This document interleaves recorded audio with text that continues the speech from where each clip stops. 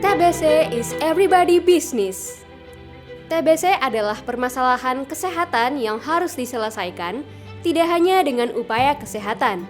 Semua pihak harus bergandengan tangan. Setiap tahun diestimasikan terdapat 824.000 kasus TBC di Indonesia dengan 93.000 kematian dan 53% kasus yang belum ditemukan dan diobati. Keberhasilan pengobatan TBC di Indonesia sebesar 85%.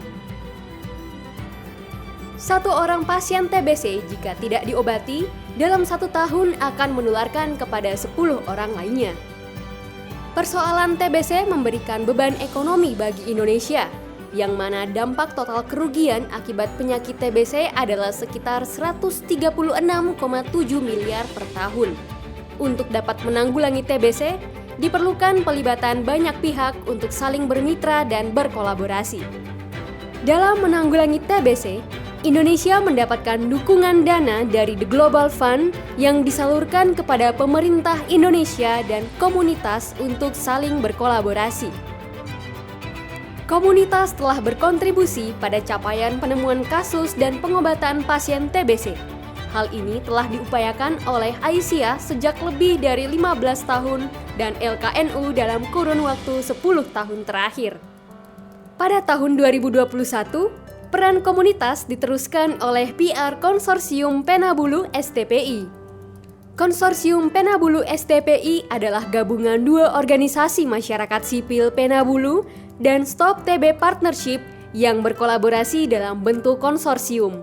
Konsorsium ini dibentuk untuk menanggulangi TBC melalui dana hibah The Global Fund.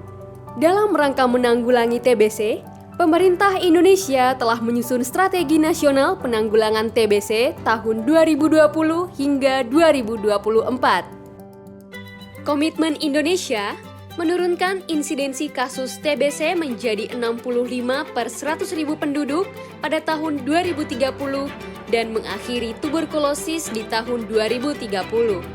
Lantas, bagaimana Indonesia dapat mewujudkannya? Terdapat 6 strategi yang diupayakan. Salah satu di antaranya adalah strategi 5, peningkatan peran serta komunitas, mitra, dan multisektor lainnya dalam eliminasi TBC. Peran serta komunitas merupakan komponen esensial dalam penanggulangan TBC di Indonesia. Perlibatan komunitas antara lain dalam kegiatan investigasi kontak, evaluasi kualitas pelayanan TBC, memberikan dukungan sosial pada pasien TBC, advokasi pada pemerintah daerah, dan penggalangan dana untuk kegiatan TBC. Seluruh strategi tersebut diharapkan dapat menjadi jalan untuk memenuhi indikator capaian pada tahun 2024. Pada strategi 5 NSP tersebut, di tahun 2022, komunitas diharapkan dapat memenuhi 4 capaian indikator. Terdapat 34 provinsi yang melibatkan organisasi profesi di wilayah setempat. Terdapat 22 provinsi memiliki jejaring mantan pasien TBC atau peer support. Terdapat kabupaten atau kota yang memiliki kemitraan dengan LSM atau CSO Peduli TBC. Terdapat 29% kontribusi rujukan komunitas pada penemuan pasien TBC. Pada tahun 2021 sampai 2023, Konsorsium Komunitas Penabulu STPI bekerja di 30 provinsi, 190 kabupaten atau kota, dan terdapat beberapa wilayah prioritas kerja dengan intervensi khusus. Seperti 77 kabupaten atau kota untuk intervensi District Based Public Private Mix atau DPPM, 20 kabupaten atau kota untuk intervensi TBC HIV, dan 106 untuk wilayah kerja TBC resisten obat. Kontribusi dari konsorsium komunitas di tahun 2021. Pada Januari hingga Juni, jumlah kasus TBC semua tipe yang tercatat dan merupakan hasil rujukan dari komunitas adalah sebanyak 15.759 kasus TBC. Dan pada Juli-Desember terdapat 26.210 kasus TBC. Pada kegiatan investigasi kontak, komunitas telah melakukan 1,7 juta IK dengan total yang dirujuk 110.260.000. Kontak yang telah dirujuk dan tercatat mengunjungi puskesmas sebanyak 53.763, terdiri dari 51.762 anak dan dewasa, serta 2.001 balita. Berdasarkan hasil pemeriksaan puskesmas, ditemukan kasus TBC baru pada anak dan dewasa sebanyak 3.769. Sedangkan kasus baru pada anak balita ditemukan sebanyak 267 anak balita dan 570 anak balita mulai menerima terapi pencegahan TBC. Selain itu, komunitas telah mendampingi 910 pasien TBC RO pada Januari hingga Juni dan 1.529 pasien TBC RO pada Juli hingga Desember. Keberhasilan pengobatan dari kasus TBC RO yang didampingi komunitas adalah 485 kasus pada Januari hingga Juni, serta 644 kasus pada Juli hingga Desember. Pada pendampingan kasus TBC sensitif obat, keberhasilan pengobatan yang didampingi oleh komunitas adalah 12.557 pada Januari hingga Juni, serta 11.199 pada Juli hingga Desember. Upaya advokasi dan kemitraan juga diimplementasikan secara berjenjang dengan mitra kerja dari Dinas Kesehatan maupun lintas sektor. Untuk layanan yang lebih berpihak pada pasien TBC, komunitas dengan koordinasi SR tematik atau POP-TB juga mengembangkan kerangka umpan balik berbasis masyarakat atau CBMF. Agar dapat mengembangkan advokasi anggaran desa, komunitas juga mengupayakan kegiatan penelitian dana di desa serta mendayagunakan kelompok masyarakat peduli atau KMP TBC. Pada tahun 2021, pemerintah Indonesia menunjukkan komitmen politik yang besar dengan terbitnya Peraturan Presiden Nomor 67 Tahun 2021 tentang penanggulangan TBC. Perpres tersebut menghadirkan optimisme bagi para pihak untuk saling berkolaborasi dan memberikan komitmen konkret. Kondisi ini menjadi daya ungkit untuk mengawali tahun 2022 dengan mengoptimalisasikan sumber daya yang dimiliki oleh para pemangku kepentingan.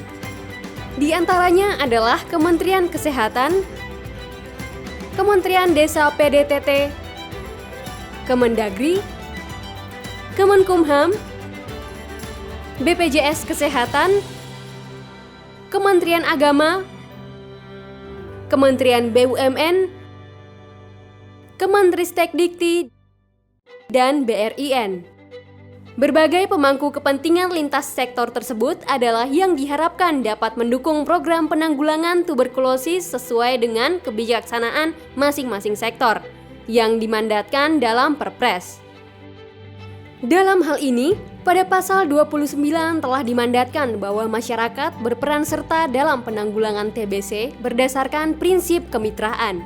Terdiri 5 peran serta masyarakat, yakni menyelenggarakan kegiatan penanggulangan TBC untuk mendukung upaya yang dilakukan pemerintah pusat dan pemerintah daerah, khususnya yang bersifat promotif, preventif, dan rehabilitatif.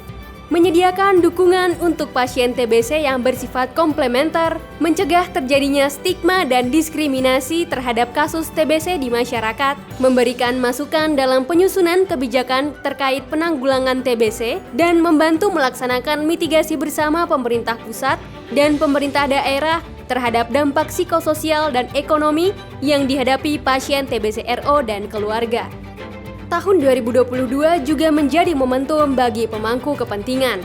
Penanggulangan TBC perlu kembali melihat ketercapaian komitmen yang disematkan pada UN High Level Meetings atau UNHLM on TB sejak tahun 2018.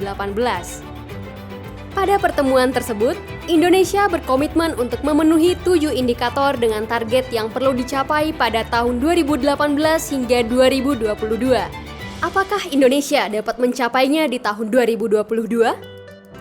Sejalan dengan hal tersebut, pemerintah Indonesia juga mendapatkan peran politis yang strategis dalam diplomasi internasional melalui ditetapkannya Indonesia sebagai presidensi G20 tahun 2022. Sebagaimana disebutkan bahwa TBC menjadi salah satu penyakit dengan beban ekonomi yang tinggi. maka pemerintah Indonesia dapat berpeluang untuk mengusulkan upaya penanggulangan TBC yang lebih adaptif dan dapat menjawab tantangan potensi kehilangan produktivitas akibat TBC maupun layanan pengobatan TBC yang berpihak pada pasien. Peluang ini dapat menjadikan Indonesia sebagai pelopor dan pemimpin dalam diplomasi TBC di internasional.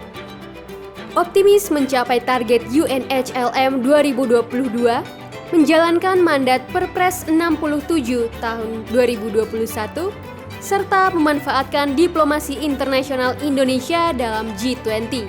Kita bisa perkuat dukungan untuk eliminasi TBC, selamatkan jiwa. Komunitas siap, kita jaga kader, kader jaga kita. Bersama komunitas, eliminasi TBC. Kolaborasi siap eliminasi TBC.